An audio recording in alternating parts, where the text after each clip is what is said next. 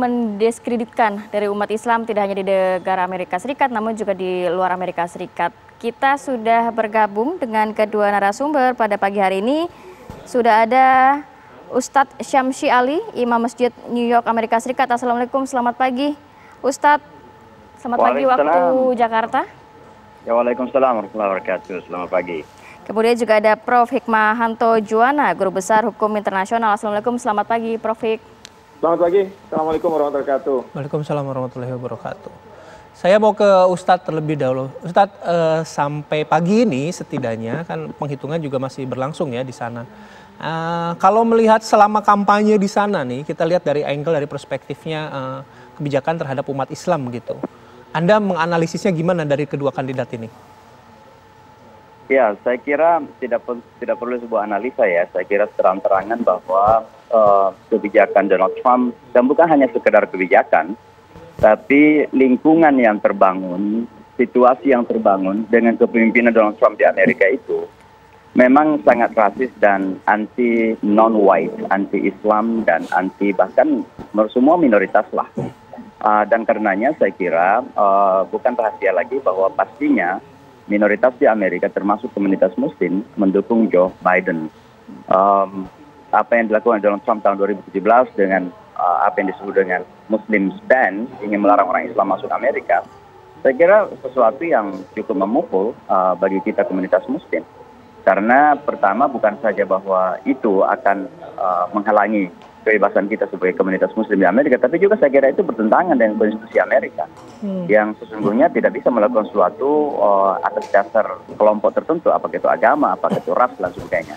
Tapi saya kira yang terpenting adalah bahwa memang pemerintahan Donald Trump ini kan cukup rasis ya, dan kekerasan-kekerasan kepada komunitas hitam misalnya baru-baru ini itu hanya beberapa bukti saja bahwa memang Donald Trump dan pemerintahannya serta lingkungan yang dibangun dengan dukungan white supremacy termasuk KKK, ini kan semuanya saya kira menjadikan bangsa Amerika harus membuka mata. Yang menjadi masalah kemudian adalah bahwa memang di Amerika rasisme sangat tinggi, masih ada systemic racism ya, jadi rasisme sistem yang dimana kelompok putih ini merasa terancam dengan eksistensi atau kehadiran kelompok non putih yang semakin berkembang, termasuk komunitas Muslim. Dan oleh karenanya mereka berusaha dengan apapun untuk tidak memberikan ruang kepada kelompok minoritas untuk menjadi lebih besar dan maju dan sebagainya, termasuk komunitas Muslim. Dan oleh karenanya berarti kalau misalnya nanti Trump terpilih begitu lebih tidak menguntungkan dibandingkan Biden yang terpilih begitu ya untuk umat Muslim di Amerika Serikat maupun di luar. Ya, saya kira bukan hanya tidak menguntungkan kepada komunitas Muslim, tidak menguntungkan kepada Amerika secara umum, ya, kecuali retorika. Retorika Donald Trump yang misalnya anti Cina, kita harus tahu bahwa Donald Trump sendiri secara pribadi memiliki utang 400 juta, utang pribadi kepada Cina gitu. Ya bagaimana mungkin orang yang punya utang 400 juta kepada Cina bisa lawan Cina kan betul. Nah, jadi retorika yang banyak ya. Jadi saya kira justru ini akan kurang menguntungkan bagi Amerika, khususnya image internasional ya, bagaimana Amerika hubungannya dengan NATO, bagaimana Amerika dengan Uni Eropa, bagaimana Amerika yang sekarang berusaha untuk mengambil segala sesuatunya secara unilateral. Jadi lateral itu dikesampingkan Donald Trump keluar dari WHO, keluar dari perjanjian climate change treaty di Paris kan ini kan menunjukkan bahwa Amerika semakin terisolasi dengan kebijakan-kebijakan Donald Trump. Jadi bukan hanya umat Islam yang tersudutkan dengan terpilihnya Donald Trump, saya kira Amerika sendiri akan mengalami banyak kerugian. Mungkin Ustadz juga kan mengikuti gitu ya jalannya kampanye dari kedua kandidat ini. Nah, kemungkinan besar kebijakan-kebijakan yang dilahirkan oleh Donald Trump ini masih tetap akan diaplikasikan bila dirinya nanti terpilih, karena kan gini, karena gelombang protes dari minoritas juga kan tinggi sebenarnya di sana. Iya, jadi kalau kita melihat kepribadian Donald Trump ya, Donald Trump ini mohon maaf agak susah untuk berubah. Ya mungkin sudah karakternya seperti itu. Ya bahwa ada harapan kalau dia menang di pemilihan kedua ini akan ada berubah. Saya melihat sangat kecil harapan itu. Jangankan ya orang-orang yang pernah berposisi secara politik Donald Trump, kok para stafnya sendiri, pendukungnya sendiri, begitu sudah berseberangan Donald Trump menjadi musuh. Ya, betapa banyak kan bisa kita lihat tuh bahwa betapa banyak orang yang pernah dekat dengan Trump kemudian karena berbeda pendapat atau misalnya tidak yes men kepada Donald Trump, lalu kemudian dijadikan musuh. Nah ini kan karakter pribadi yang menjadi masalah, kemudian kebijakan-kebijakan, kemudian image Amerika di dunia internasional, bagaimana ditertawai di PBB ketika memberikan pidato. Jadi saya kira ini bukan hanya kerugian umat Islam kalau Donald Trump terpilih, saya kira Amerika sendiri. Dan saya yakin bahwa mayoritas orang-orang Amerika sebenarnya ingin Joe Biden terpilih. Hanya saja memang ya itu masalah ras yang masih dalam sekali di Amerika. Sehingga orang-orang putih yang di kampung-kampung itu yang masih sering mohon maaf kalau agak kasar, dibodoh-bodohin dengan retorika-retorika. Menjadikan mereka memilih Donald Trump. Mereka sangat fanatik dengan Donald Trump. Apa yang diupayakan oleh Biden untuk memikat konstituen Muslim di Amerika Serikat ini? Apa yang dia janjikan kepada komunitas Muslim di sana? Minoritas lah ya. Ya, pertama akan segera menghapus Muslim ban pada hari pertama. Itu sudah janji. Yang kedua, tidak saja bahwa Biden akan memberikan ruang yang sama kepada komunitas Muslim, tapi juga akan melibatkan komunitas Muslim dan administrasi Joe Biden. Artinya akan ada orang-orang Islam yang kemudian menduduki posisi-posisi dalam pemerintahan Biden. Dan ini sudah pernah terjadi di zaman Barack Obama. Di zaman Barack Obama itu ada posisi tinggi di White House yang diduduki orang Islam. Misalnya Special Envoy for Muslim Community yang dianut oleh seorang Muslim dari Houston ketika itu, teman saya juga. Kemudian ada Ambassador ke OKI. Ini pada masa Trump itu kan semua dicabut. Jangankan seperti yang kecil-kecil saja. Buka puasa di White House saja Donald Trump itu pernah tidak mengadakan. Lalu kemudian belakangan mengadakan, tapi yang diundang hanya duta-duta besar Islam saja. Komunitas Muslim tidak diundang. Artinya apa? Memang nampak sekali bahwa Donald Trump itu tidak bersahabat pada komunitas Muslim, bahkan berusaha memarginalkan. Nah, kita komunitas Muslim di Amerika tidak meminta privilege, ya, tidak meminta dukungan. Yang kita minta itu hanya berikan ruang yang sama, ruang pergerakan yang sama dengan semua orang. Amerika itu kan negara yang seharusnya membuka ruang yang sama ya, karena kualitas, kesetaraan itu ada gitu. Maka itu yang kita minta sebenarnya, ruang yang sama saja. Oke, kami jeda dulu, nanti sesaat lagi kami akan meminta pandangan dari Prof. Hik mengenai apa yang terjadi ya di Amerika. Anda kembali di Apa Kabar Indonesia Pagi. Sekarang saya mau ke Prof. Hik. Prof. Hik, dengan pertanyaan yang sama, bagaimana melihat dua kebijakan dari kandidat Presiden Amerika Serikat ini terhadap dunia Islam dan juga komunitas yang minoritas? Ya, jadi begini, kalau kita lihat di Amerika Serikat kan kita tahu ada dua partai yang besar ya, Partai Demokrat dan Partai Republik. Dan mereka mempunyai ideologi yang berbeda. Dan ideologi itu diimplementasikan lewat presidennya, lewat anggota senatnya, kongresnya.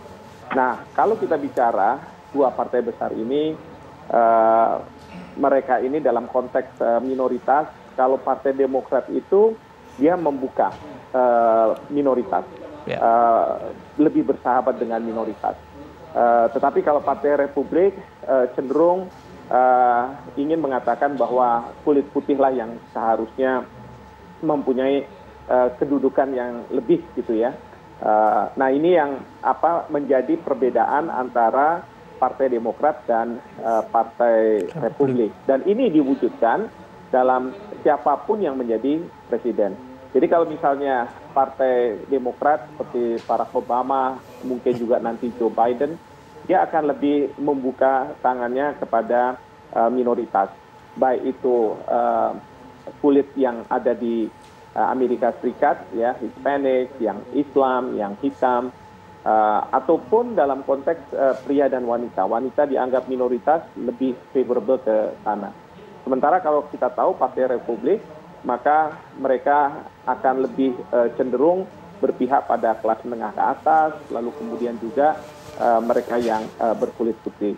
Nah, memang pada saat Trump menjadi presiden, menurut saya memang Trump agak berlebihan. Berlebihan dalam artian bahwa dia seolah-olah memberi jalan kepada mereka-mereka yang ingin menjadikan Amerika menjadi kulit putih kembali, atau disebut sebagai white supremacist.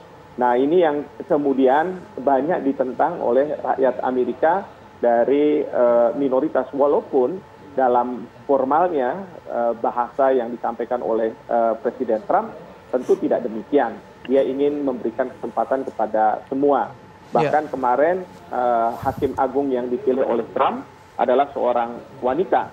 seharusnya kalau misalnya Trump itu masih stick pada ideologi Partai Republiknya, bisa saja yang dipilih adalah pria, bukan wanita. Nah, sementara kalau misalnya kita lihat Joe Biden, kalaulah dia menjadi presiden di Amerika, maka tadi sudah disampaikan oleh Ustadz bahwa dia akan membuka ruang kepada para minoritas, ada yang Hispanic, ada yang hitam, mungkin juga dari kaum Muslim, untuk diberikan tempat di kabinetnya, di administrasinya. Nah, ini perbedaan dua partai besar dengan ideologinya. Ini nanti juga berkaitan dengan kebijakan luar negeri yang akan dijalankan juga sama seperti itu. Nah, itu dia yang yang ingin dielaborasi, Prof, dari perspektifnya Prof. Ketika sudah masuk pada kebijakan luar negeri, katakanlah pada Indonesia gitu ya, negara dengan mayoritas penduduk muslimnya terbesar di dunia gitu. Perbedaannya akan seperti apa, Prof? Ya, yang pasti begini, bisa saja kalau misalnya Trump lebih menggunakan Indonesia sebagai penduduk yang mempunyai penduduk lebih besar ya, mayoritas Islam, itu untuk legitimasi tindakan-tindakannya. Ya, bahwa tindakan dia yang katakanlah menyerang pemimpin pasukan Garda Iran, misalnya Soleimani, itu bisa saja dia katakan bahwa ini tidak ada yang menentang kok dari dunia Islam, dari Indonesia, ya. Lalu kemudian juga dalam hal tertentu mungkin Trump bisa menggunakan isu negara-negara Islam ketika dia memindahkan kedutaan besar Amerika Serikat dari Tel Aviv ke Yerusalem, misalnya seperti itu. Nah, ini yang dilakukan oleh Trump. Tapi kalau misalnya Biden mungkin lebih memang berkeinginan untuk mengajak dunia Islam di dalam interaksi antar negara. Bagaimana dunia Islam bisa melawan terorisme misalnya. Lebih membuka ruang begitu ya, Prof ya? Iya, bukan sekedar hard approach menggunakan senjata dan lain sebagainya, tetapi juga melakukan soft approach. Misalnya saja pada masa Obama ada program misalnya ke pesantren-pesantren ya dan lain sebagainya. Jadi itu yang mungkin kita bisa lihat. Baik, terakhir ke Ustadz ini nantinya juga kalau dari media Amerika Serikat sendiri mencermati apakah kebijakan Trump mungkin untuk menyelesaikan dinamika hubungan Amerika Serikat dengan negara-negara Islam di dunia ataupun konflik-konflik di Timur Tengah ini masih akan terus dilanjutkan kalau Biden nanti juga terpilih begitu? Saya kira kalau berbicara tentang Timur Tengah secara khusus ya, itu adalah kebijakan negara. Karena kebijakan negara itu banyak ditentukan oleh dinamika dalam negeri. Dan kebetulan saja bahwa pengaruh Yahudi di Amerika memang sangat kuat. Maka mau tidak mau siapa yang jadi presiden, mereka akan terpengaruh untuk berusaha memerankan peranan atau memainkan peranan yang menguntungkan bagi Israel di Timur Tengah. Termasuk membangun relasi dengan beberapa negara muslim.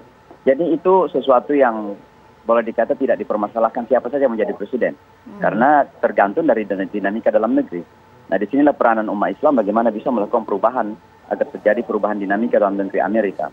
Tapi pastinya adalah masalah Trump ini adalah masalah kebijakan dalam negeri Amerika yang paling masalah. Karena saya kira sudah terlalu banyak friksi, terlalu dalam perpecahan-perpecahan yang terjadi. Perpecahan antar ras, perpecahan antar kelompok. Dan ini akan tentunya membahayakan Amerika di masa depan. Kita bisa membayangkan sekarang ini kalau tiba-tiba Biden menang dengan tipis, maka boleh jadi akan terjadi chaos ya, kekacauan di Amerika atau semacam riot lah. Dan ini yang kita khawatirkan sekarang, dan mudah-mudahan tidak lah. Saya masih berharap bahwa Amerika cukup dewasa untuk bisa menerima hasil pemilu kali ini. Baik, terima kasih Ustadz Samsi Ali, Prof. Hikmahanto Juwana juga terima kasih sudah bergabung bersama kami dan meluangkan waktunya.